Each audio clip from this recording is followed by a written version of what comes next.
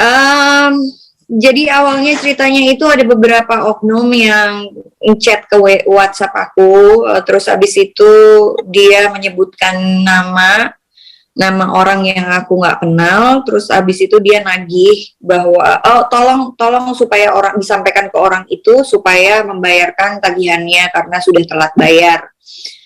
Aku pikir itu chat nyasar, jadi aku cuekin aja. Terus sorenya lagi ada lagi seperti itu, aku juga cuekin aja.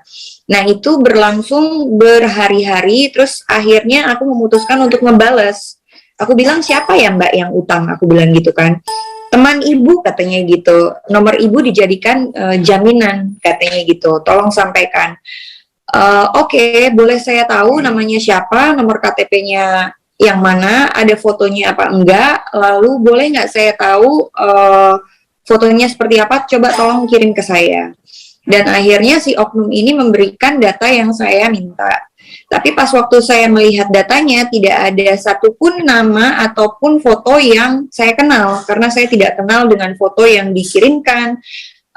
Nomor rekening yang dia kirimkan juga saya nggak kenal, foto di KTP-nya juga saya tidak kenal sama sekali. Lalu saya bilang bahwa saya tidak mengenal, jangan bohong kamu, katanya begitu. Nama Anda sudah dijadikan jaminan untuk orang ini, katanya gitu. Terus akhirnya saya nggak kenal ini siapa, tapi dia ngeyelnya bukan main.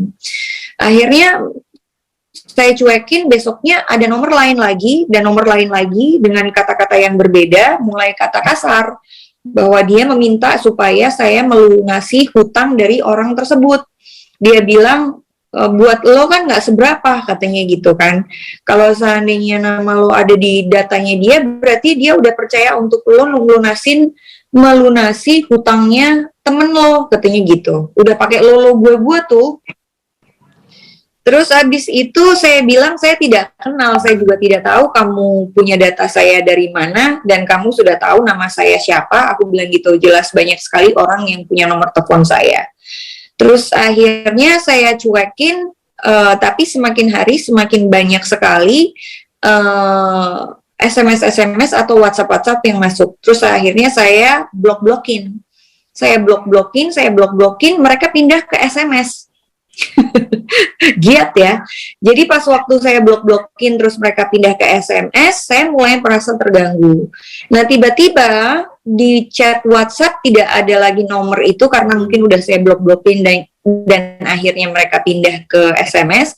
Yang ngechat saya di WA mulai berbeda, mulai preman karena bahasanya udah mulai mengancam dan sudah mulai kasar. Ini aku jelasin dari awal sampai akhir supaya mbaknya jangan tanya lagi hal yang udah aku jawab ya. Jadi ini aku ngomong didengerin supaya nanti kamu jangan nanya sesuatu yang aku udah jawab. Dan akhirnya setelah itu ada beberapa oknum lagi yang baru, yaitu yang kelihatan dari profil picture preman-preman seperti itu, tidak membayarkan hutang dari si nama yang dia tagih ini.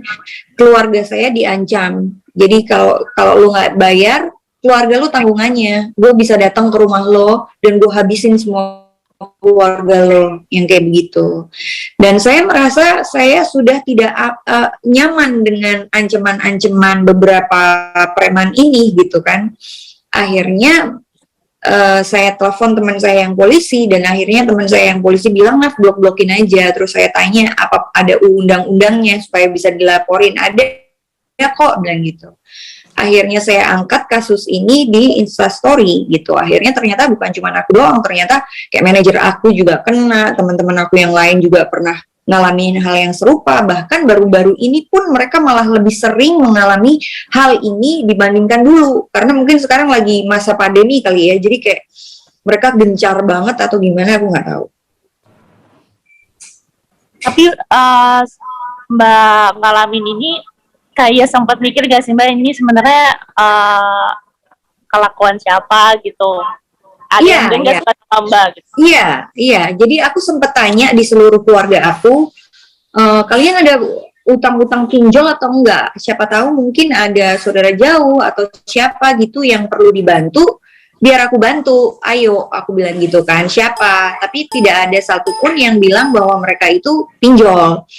Dan akhirnya aku juga tanya seluruh pegawai aku di rumah, kalian kenal nggak sama ini? Kalian pernah punya kasus pinjol apa enggak? Kalian punya masalah dengan pinjol apa enggak? Nggak ada satupun yang bilang, iya saya pernah, ini kamu kenal apa enggak? Ini temenmu atau enggak yang lagi punya masalah ini? Dan mereka bilang enggak, gitu. Sampai ribut di rumah aku. Jadi rame, karena kan nggak enak ya diancem-ancem kayak gitu. Karena di rumah aku kan semuanya cewek, Mbak.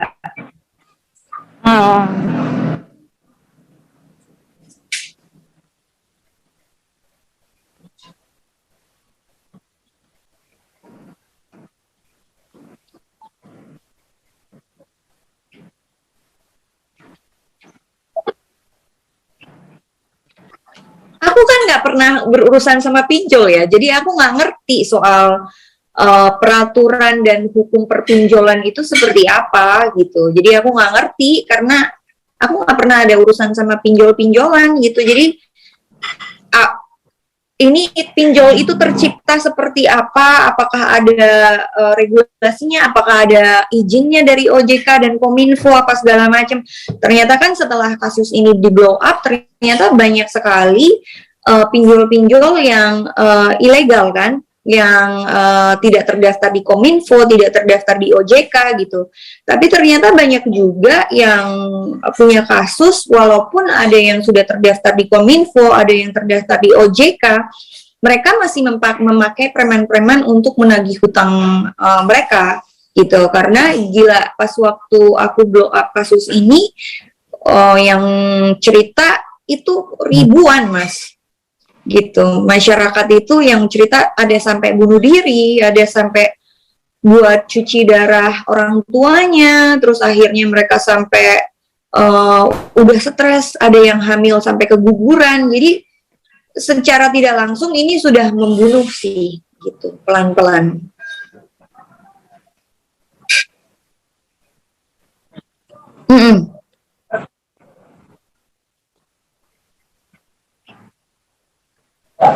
Iya, cuman pas waktu itu kan aku nggak nanya yang terlalu seriusnya, aku cuma nanya-nanya biasa aja gitu, kayak bukan belum punya niatan aku blow up nih gitu, atau aku posting aja nih, belum ada gitu. Jadi kayak cuman ini ada hukumnya nggak sih, udah blok-blokin aja gitu, kayak gitu-gitu gitu. Tapi pasti kalau udah kayak begini pasti ada tindakannya gitu. Cuman kan aku emang nggak mau menindak yang kayak begitu, maksudnya karena ini kasus kan bukan suatu kasus yang kecil gitu kan, yang besar. Jadi ini dibutuhkan pemerintah yang ambil tindakan gitu.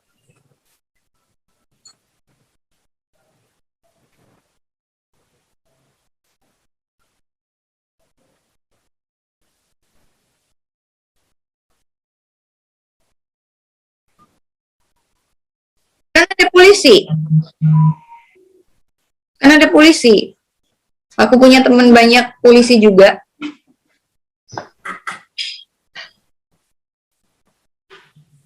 Oke. Tapi Mbak waktu pas apa di teror kayak gitu kan apa pasti kan shock gitu ya. Itu Mbak gimana sih maksudnya menenangkan, apalagi kan maksudnya kan kalau satu pinjol aja tuh orang di teror gitu kan gak nyaman ya. Ini juga banyak gitu. Menenang dirinya gimana sih? Menenangin diri kemarin sih enggak, aku merasa terganggu, udah merasa terganggu aja diancem-ancem kayak begitu. Tapi kan itu kemarin terus aku googling kan, itu kan ada undang-undangnya. Kalau seandainya mereka tidak berhak untuk menyebarkan data gitu. Kalau seandainya mereka menyebarkan data dan terbukti menyebarkan data, kan mereka mendapatkan itu, ada undang-undangnya kok. Kan aku ancam kalau masih terus-terusan masih terus-terusan WhatsApp aku ataupun masih terus-terusan SMS aku pasti ngambil tindakan, karena ada kan dia mengatasnamakan si adalah ini nama pinjolnya apa gitu. Mbak Nafa berarti bisa dikatakan pinjol itu salah sasaran ya Mbak, akhirnya nagihnya ke Mbak atau gimana sih Mbak yang pinjol itu Mbak? Kenapa?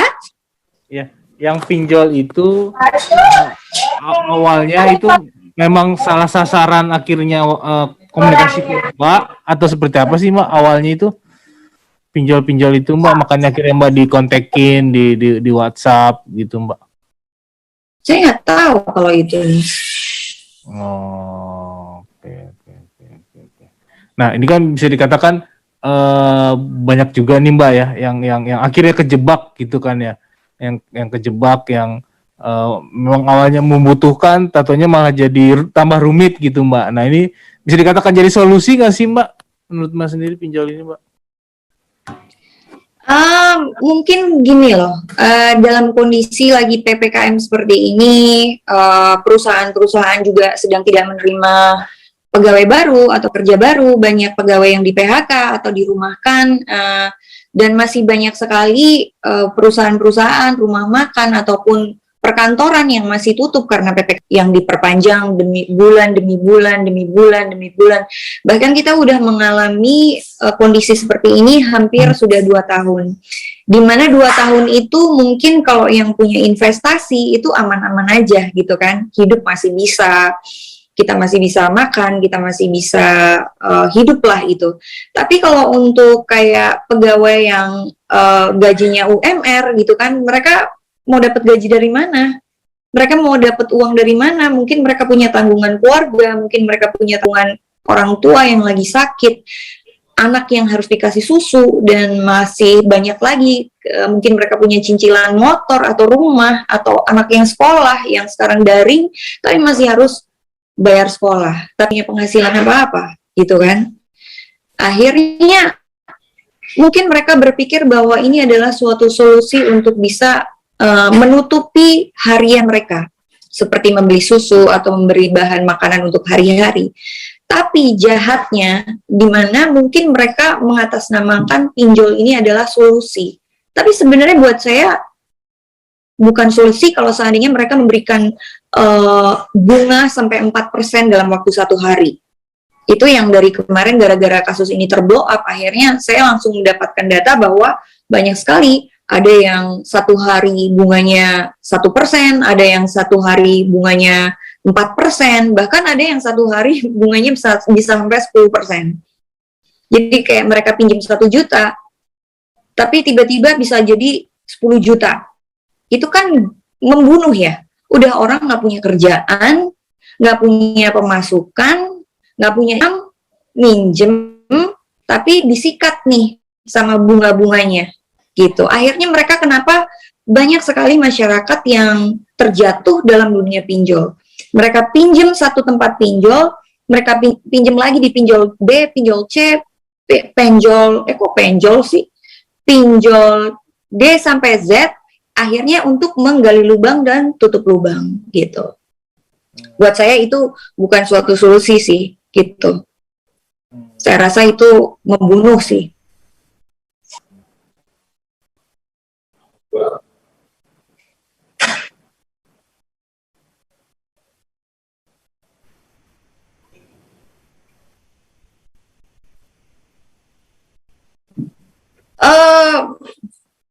Belum ya, aku belum bicarain itu sih. Ada beberapa yang udah tatap muka, tapi nikah belum sih. Belum dibicarain.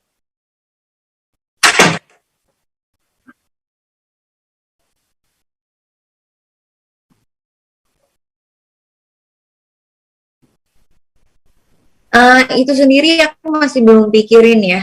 Tapi sekarang ini kalau mau bicara soal di luar kepinjolan ini, yaitu kasus soal COVID ya.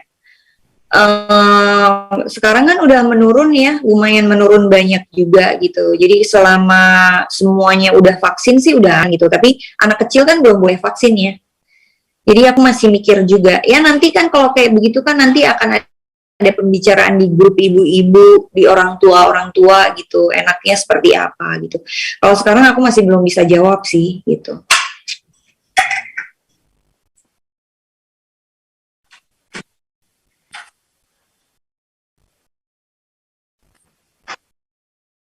Ini pembicaraan soal pinjolnya udah selesai? Hah? Belum sih Mbak. Mbak, yang pinjolnya itu apa? Mungkin saya tadi agak telat sedikit sih Mbak. Jadi memang itu apa ya?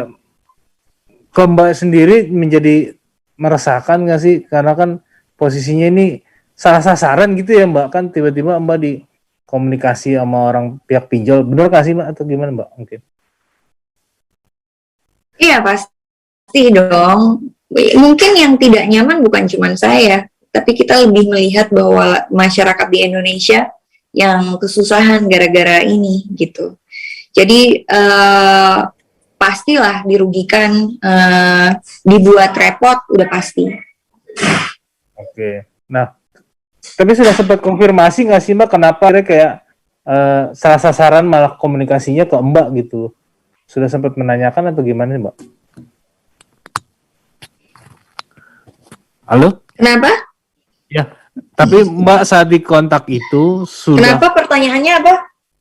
Ya, saat Mbak di kontak oleh pihak pinjol, nah Mbak sempat menanyakan nggak sih kenapa bisa sasarannya ke saya gitu, komunikasinya gitu kan? Ini kan Udah tadi kan udah aku jawab tuh. hmm, Dia bilang bahwa nomor saya dipakai sama orang itu untuk jadi jaminan. oke. Nah orang itu sempat Mbak kenal juga atau sempat tahu juga atau mencari informasi kenapa bisa akhirnya Enggak, yang oke. enggak ada, enggak kenal. Tadi aku udah jawab sih itu. Oke. Nah, berarti dengan itu kan bisa dikatakan apa mengalami kerugian nggak sih Pak akhirnya jadi kayak salah sasaran di saat orang pinjol itu komunikasi padahal bukan Mbak yang meminjam tapi akhirnya merasa terganggu atau gimana? Iya. Kamu baru ikut ya? Iya, saya tadi baru masuk Pak, makanya tadi saya bilang maaf saya agak telat gitu. Iya iya. Aku tuh orangnya suka males ngulang lagi. Oh gitu. Oke. Ini tapi direkam kan? Iya, ini Dari direkam. yang pertama tadi. Yang pertama sih tadi Oh direkam. ya udah. Oke. Oh ya udah. Di yang pertama itu Kenapa? udah jelas banget. Untuk harapannya gimana Mbak? Maksudnya untuk soal Mbak di teror ini Oke, gitu. Mbak 5 maunya menit gimana? lagi ya. 5 menit Ya, lagi ya. siap. Harapannya dengan menjadi viralnya berita ini supaya kita bisa membantu banyak masyarakat Indonesia yang sedang terjerat pinjol, supaya pemerintah bisa mengambil tindakan untuk pinjol-pinjol yang tidak terdaftar di OJK ataupun Kominfo, supaya juga bisa menutup banyak pinjol yang tidak terdaftar dan menindaklanjuti juga pinjol-pinjol yang mengancam dengan membunuh lah atau mengancam dengan ancaman yang menyebar data dan yang lain-lain gitu. Saya harap seperti itu. Dan kedepannya juga supaya pemerintah menyalurkan bantuan lah untuk masyarakat Indonesia gitu, supaya ada jalan keluar bagaimana supaya masyarakat ini tidak melakukan pinjol. Sebenarnya kan ada bantuan dari pemerintah tuh yang apa namanya PBU apa namanya? Bantuan Aku lupa langsung tunai gitu ya? pokoknya ada setiap PKT ya? Iya, pokoknya ada bantuan dari ya. Cuman kan itu memang informasinya itu nggak menyeluruh ya. Saya juga nggak tahu kenapa gitu. Tapi banyak sekali masyarakat yang tidak tahu bahwa ada bantuan dari pemerintah yang setiap bulannya tuh ditransfer sama pemerintah 1,7 sampai 2 jutaan gitu loh buat masyarakat. Nah, mungkin itu kayak harus diberitahukan ke masyarakat bahwa ini loh ada bantuan dari pemerintah gitu. Oke Mbak, terima kasih banyak teman-teman. Ya. Aku rasa udah cukup. Kita udah ngobrol panjang. Semoga ini bisa cukup buat kalian semuanya, bisa di-share juga buat teman-teman, dan bisa bermanfaat buat sesama kita semuanya. Makasih ya. Oke, makasih Mbak Nafa. Dadah. Nafa. Terima kasih. Bye-bye. Ya, bye. Selamat Oke, malam, Kak. dadah. Malam.